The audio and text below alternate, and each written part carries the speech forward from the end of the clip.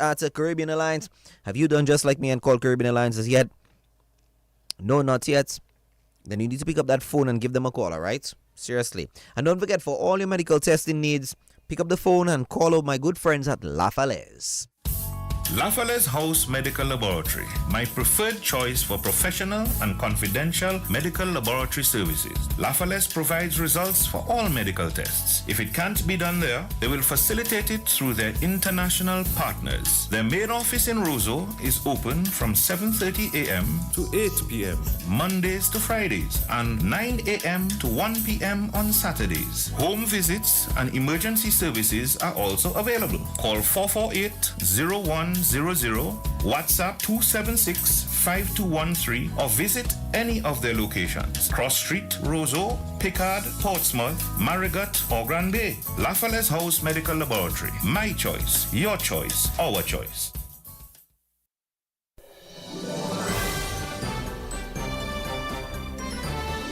Fair and balanced, unbiased and clear, concise and accurate. This is the DBS Evening News. Here now is your presenter with the headlines. In the headlines, Acting Prime Minister says the passage of 3 electoral bills in Parliament is a new day for the people of Dominica. In news from the region, Grenada's Finance Minister willing to give up U.S. visa in support of Cubans. And internationally, Ukraine President says a lasting peace achievable this year as he and U.S. President Donald Trump hail positive call. Good evening, I am Leila Langford. Details of the news when I return. Too often, customers are counted but not valued, like mere numbers, statistics, transactions. But at Flow, we're prioritizing you, our valued customers who have been with us through every milestone, every moment. That's why we're putting our money where your loyalty is.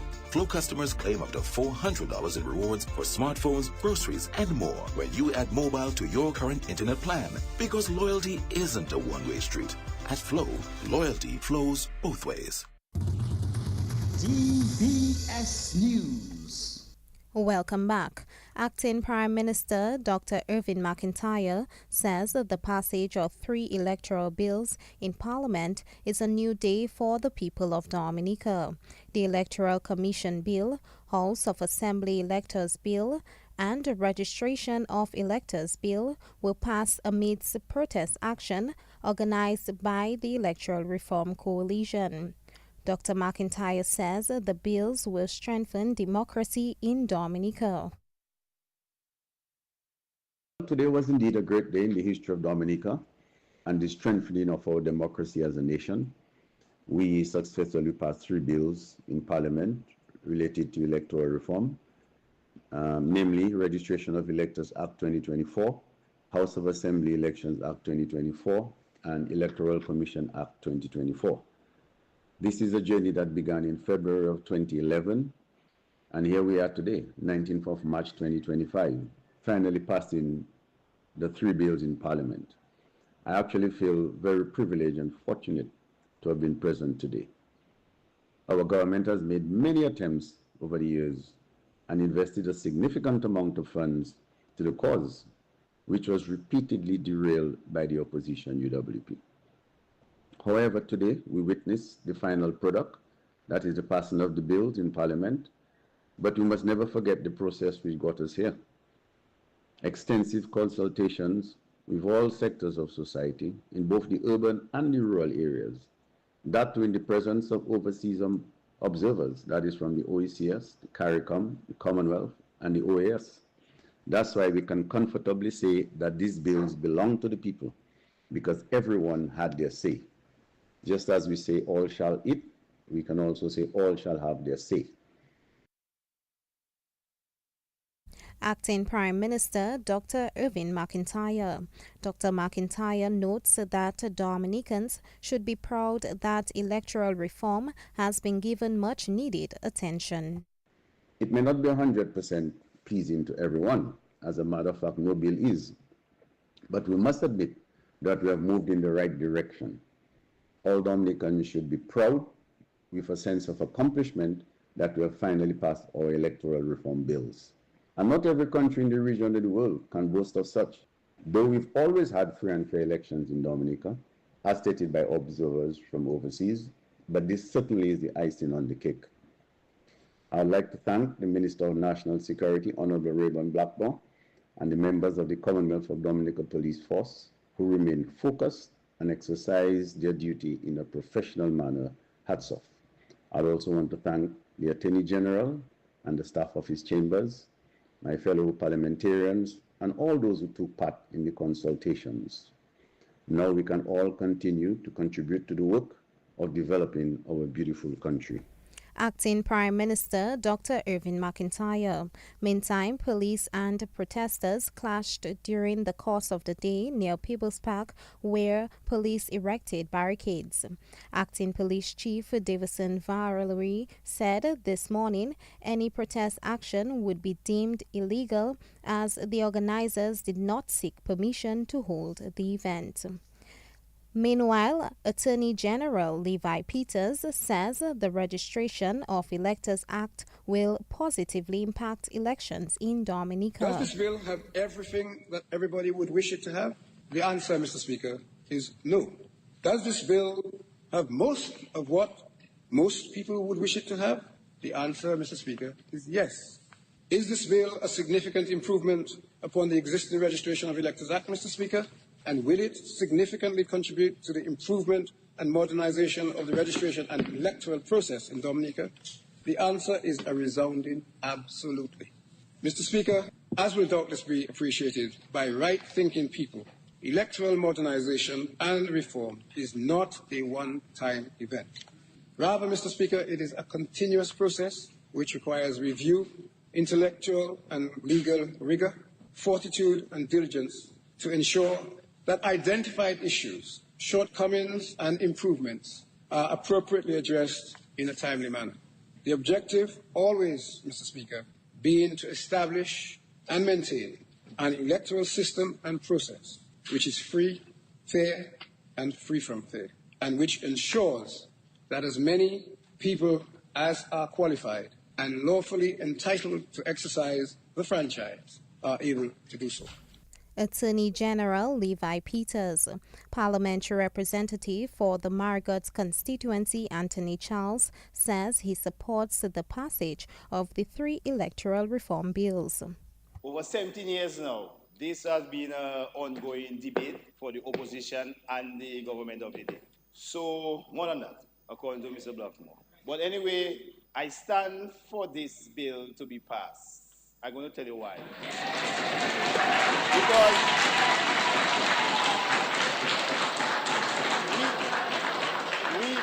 we have to start somewhere. We have to give and take. And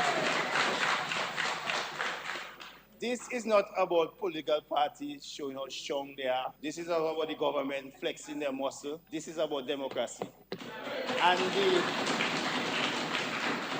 the media access, you have to create your own access.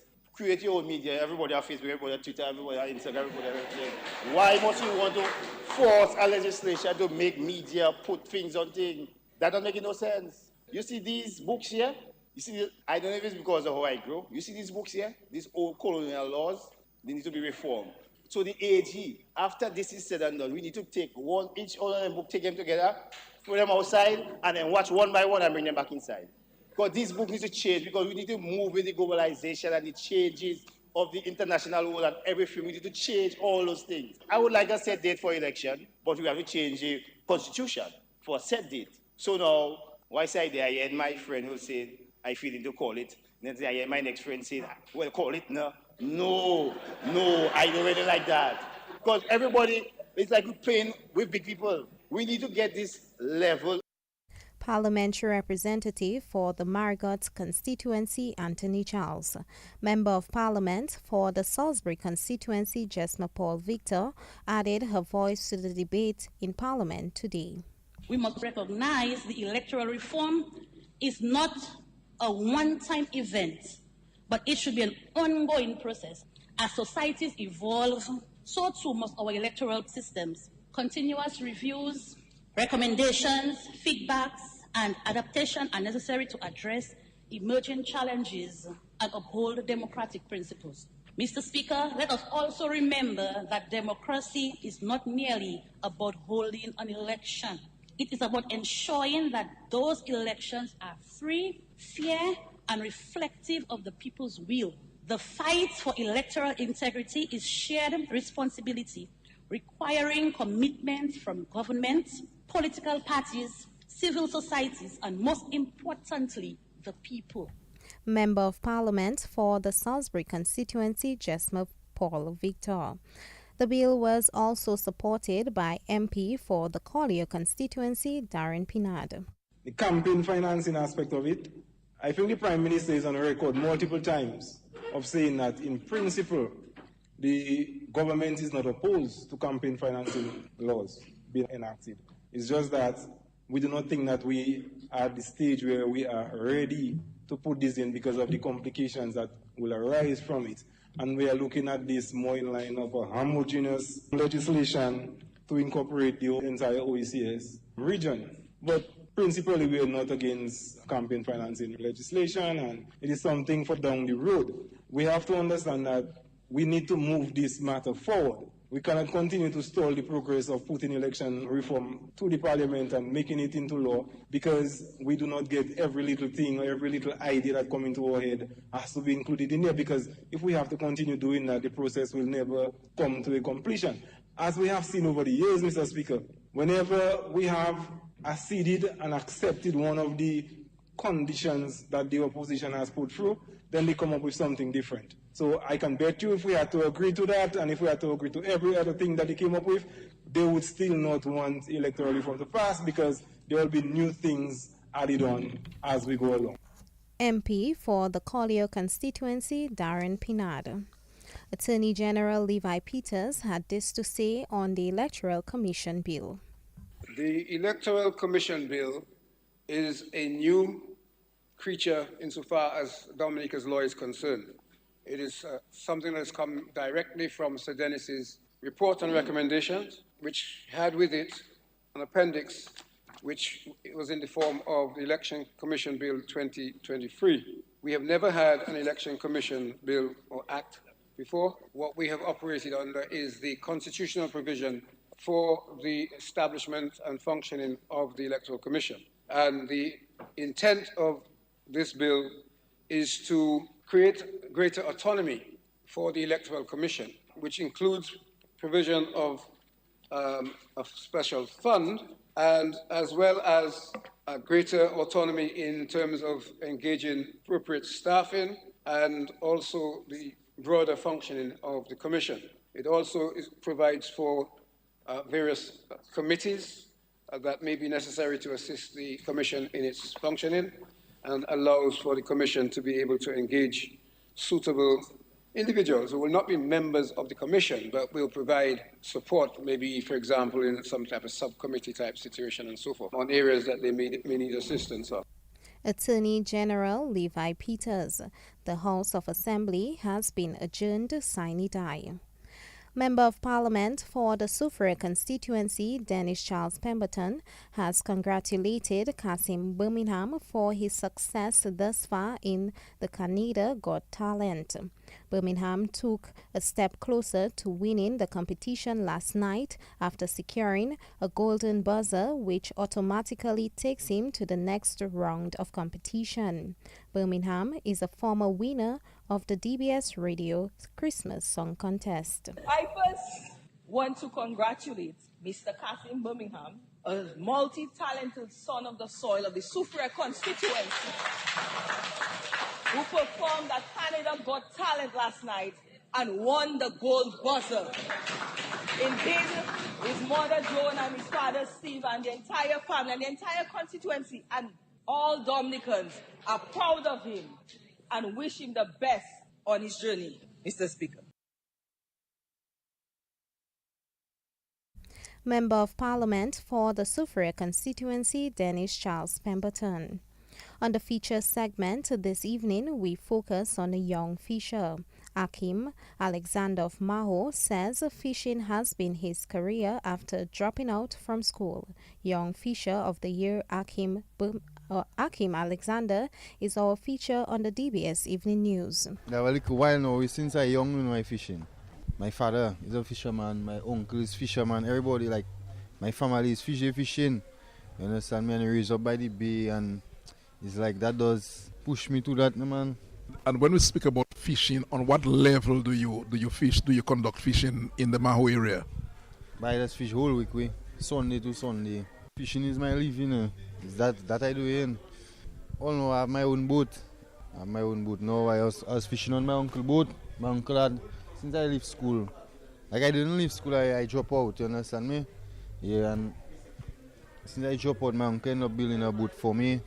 And now, like I work it for a little while now, and after I end up buying my own. So obviously you're doing well from fishing. Yeah. And what do you want to say to other young fishermen, or those who are not really fishing and they're probably looking at fishing as a career? What would you say to them? Well, what I can say to them now is like, don't give up, just stay. Like, just, stick to what they're doing, take it serious, you understand me? The fact that you have your own boat right now, how has that assisted your fishing career? Well, it's like, things better now. Sometimes whole week I go in, I do hole in nothing. But I doesn't give up, you understand me? It's just that thing, you don't have to, steady. You don't know when them fish go and pull in. So I don't give up every day at it. Yeah, living, that is what I do. And how do you feel about this award that you received from the Ministry of Agriculture? How do you feel about this award? Well, yes, well, I'm thankful for that. I wasn't expecting that. Honestly, I get a call. Fisheries tell me like I win an award, whatever. I was like, what? Surprise, I telling you. Well, that is going to push me more. Yeah, push me more to go deeper in it now. Young Fisher of the Year Akim Alexander, who was featured by the Ministry of Fisheries.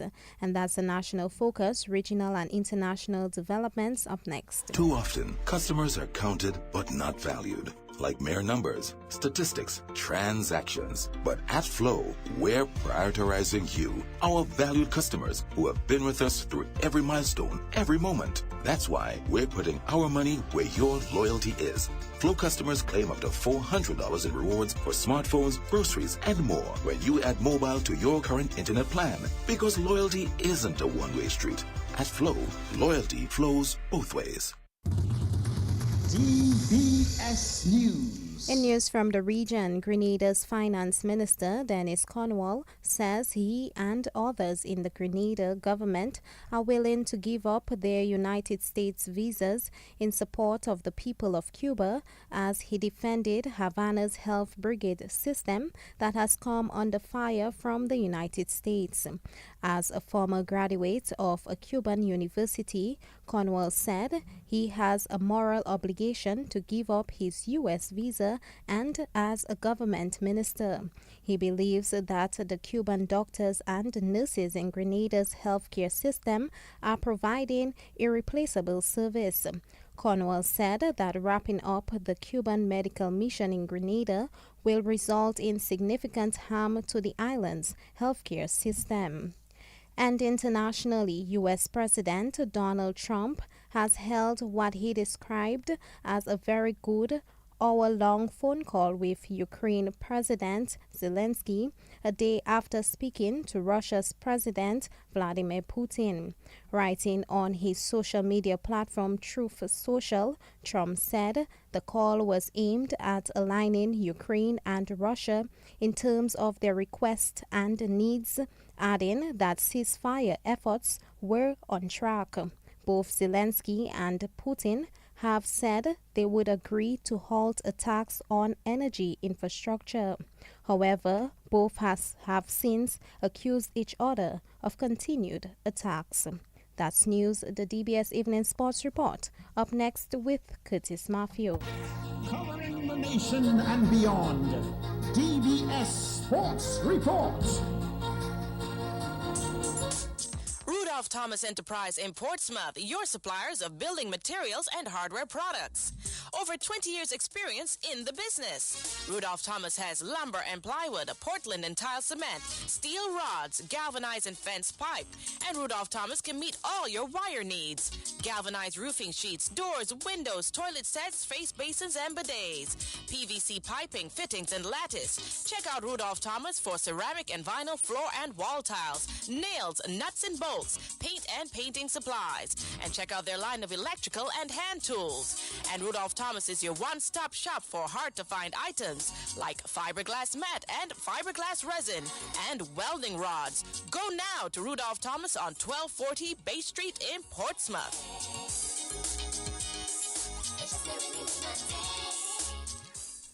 Let's begin the DBS Evening Sports Report with volleyball news and grand volleyball finals on the way.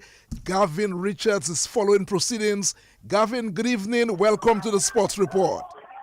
Well, good evening to you, Curtis Murphy. Of course, good evening to the many listeners of DBS Radio. And Curtis, we're down to the final set, fifth and final set in the sports division, secondary schools under 20 girls volleyball finals. It's the Dominica State College, the defending champions. They're taking on the Isaiah Thomas Secondary School. And Curtis, the Isaiah Thomas Secondary School, they've come from 2 sets down to force a fifth and final set. So the State College won the first 2 sets. Then we saw the ITSS winning the next 2 sets. And we're into the fifth and final set as we speak. And the scores are currently 12-11 in favor of the Dominica State College. And of course, they're playing to 15. So they'll be the first team to get to 15, they will be crowned champions. And as I speak to you now, the State College has just won another point. It's now 13-11 in favor of the State College team. So the State College are just 2 points away from retaining the secondary schools girls volleyball championship.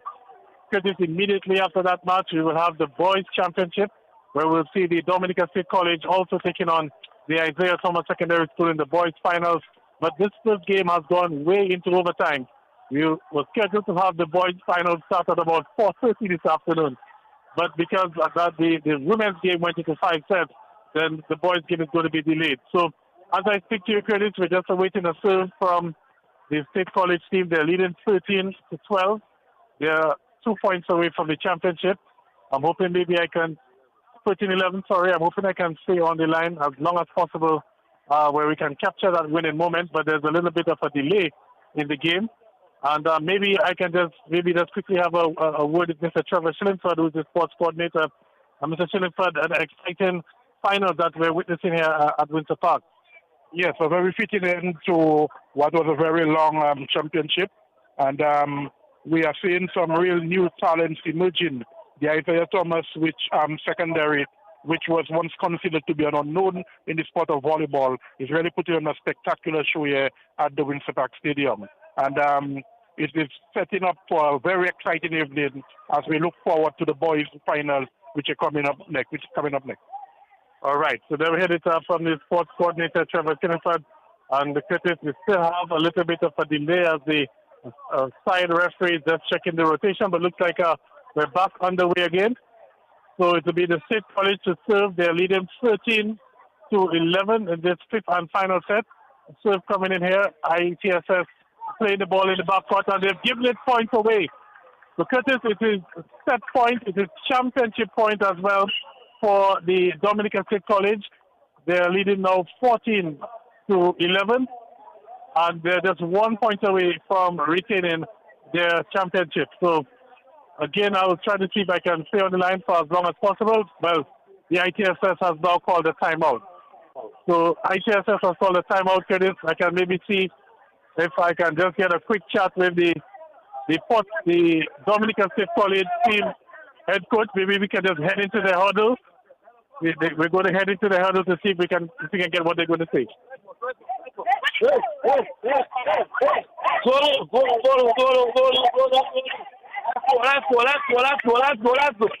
Hands in. We don't celebrate until we stay warm. That is for you. Make that service. And that is it. Make that service. Do not make the ball fall on our court. Please. Let's go. Pressure! All right, so you can hear the excitement there from the State College team. 1 point away, and we heard the head coach Cleveland Vidal telling the team basically to not let the ball drop into the backcourt. So final serve, Curtis, or what could be the final serve. It's the number 2 player for the State College. And the pressure moment there, the whistle has blown. Here we go, underway with the final, what could be the final serve, 1 point for the State College team. And it's ITSS with it in the backcourt. It's played over to the front. Look at the set, and it's blocked. It's blocked, Curtis. So the ITSS have gotten another point. I'm not sure how much longer I can hold on, Curtis, or do you want to go to some stories and then we come back? What do we do? No, Gavin, I think the excitement is on. You hold the serve and continue. All right, so State College still 1 point away. Now they'll be receiving. It's ITSS looking to serve, looking to stay into the match. And here comes the service. State College, good set there, setting up for a spike. Take the spike. Good defense from the ITSS. As we look at to play the ball forward, a good ball forward. State College gets the point. Is it a point? Is it? Yes, it is.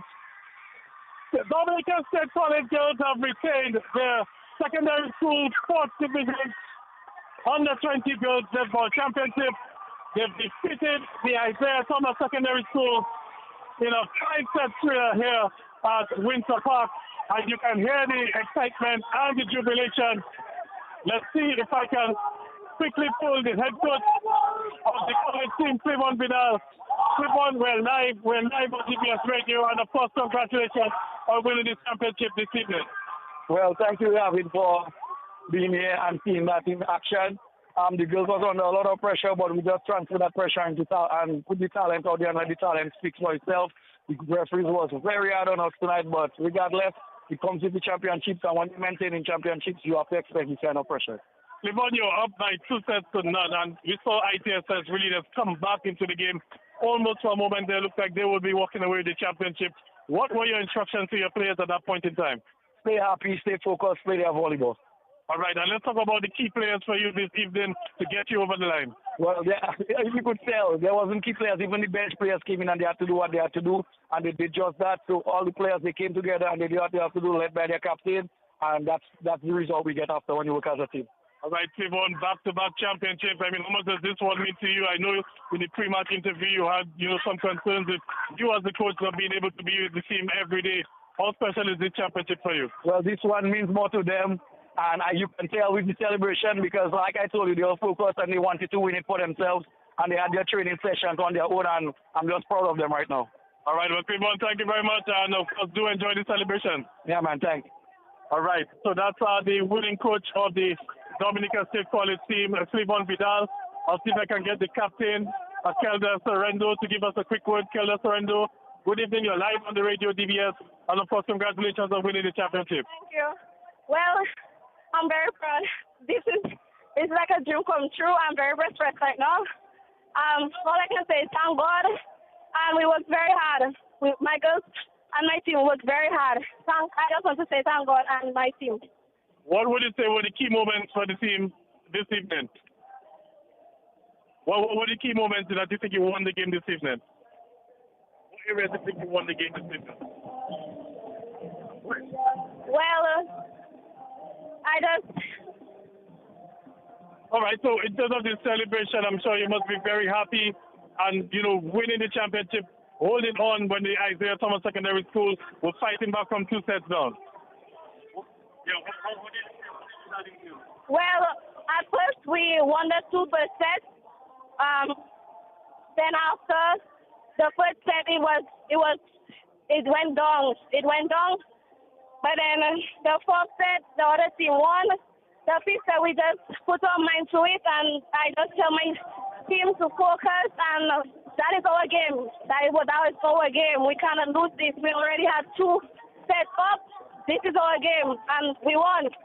All right. Thank you very much, Kelda. Go enjoy the rest of the celebration. So, Curtis Matthew, we'll hear from the Isaiah Thomas Secondary School in the morning sports report because there's a lot of noise right now as the DJ has, gone up with the music. And also the Isaiah Thomas Secondary School getting set for the boys' final as well. And it's going to be the same head coach involved with both teams. So we'll get some reaction from the losing girls team in the morning sports report. Thank you very much, Gavin Richards, the sports editor, for your continued good work covering sports in Dominica. The Dominica State College girls under 20 winning the volleyball title at Windsor Park this afternoon. Let's bring you one or two other stories. Coach of the Castleboro Secondary School cricket team, Earl Frederick, is hoping his boys will bring their best game as they meet the Dominica Grammar School in the finals of the Sports Division Secondary Schools Under 20 cricket tournament tomorrow. The two schools will meet at Windsor Park in the two-day final starting Thursday at 1 in the afternoon. Frederick says the team has been playing some consistent cricket throughout the competition and he's hoping they will lift the title. We are ready for the finals. That's something we have been looking forward to, something that has been eluding us for some time. And being in the final, first of all, is a good feeling. And against Grammar School, I think the playing field is level, meaning that both of us have a chance of winning, but our chances of winning is very high. My boys have been performing very well, especially Ursino, who have scored some 3 consecutive half centuries throughout the tournament. My bowlers have been backing them up very well. So I think our chances are pretty good in winning this year's championship, especially against Grammar School. Our arch rival there, and we're looking forward to a great match tomorrow. So we are not underestimating any school. What I've told my boys is that we play the game like any other game, irrespective of who we're playing against. We do not look at the opponent as being weak or strong. We play them accordingly. And that's the coach of the Castleboro Secondary School cricket team, Earl Frederick. Meantime, he has praised young Ursino Fontaine, the captain of the team. Fontaine is a Windward Islands youth player. Frederick says that Fontaine has led from the front all season. Very important, being one of, as a matter of fact, maybe among the senior players, because he has been playing since a very young age for the school. He is one of those who pass his knowledge to the younger ones. Always willing to help, always willing to assist. And I think he being in that team is very, very, very, very, very important because he's the one who's the leader in terms of experience in that team. He's the one who brings or gels the team together. So we look forward to Ursino not only with the bat and ball, but as a leader and one being experienced on the team. Yes, so he's an important aspect of the team. And that's the coach of the Castleboro Secondary School team, Earl Frederick. Meanwhile, coach of the Dominica Grammar School team, Enoch Lee, believes his team has the talent to win the title. First of all, I want to say congratulations to Castleboro Secondary on making it to the finals. And our preparation has been since September. We have been working hard, but it has been a little difficult for us due to the shift system of getting to train and so on. Yeah, so our chances, I would say it's 50-50. Cricket is played on the day. I know Castleboro Secondary is going to come hard. We also plan to come hard also. I believe once we put our heads down and we work as a team, I believe that we will be able to pull off this victory. Yeah, basically taking our catches, being focused and proactive in the field, also building partnership, occupying the crease as much as possible. Yes, so taking our chances, not taking our opponents for granted. As they say, goes catches win matches. So once we can take our catches and restrict Castleboro Secondary, I think we can pull this off. And that's the coach of the Dominica Grammar School team, Enoch Lee. The Belfast Estate Mahosoka Strikeheads have written to the Dominica Football Association DFA seeking clarification on the situation surrounding the third place position in the DFA Women's Premier League. The DFA awarded the third place trophy to Harlem United on Sunday. However, based on the official DFA points table issued last weekend, the Soka Strikeheads were third on 31 points and Harlem fourth on 30 points. Maho Soka Strikettes are claiming that the DFA deducted a point from a previous match against South City where neither team showed up for the encounter. The Soka Strikettes are saying that while there is a rule in place for if one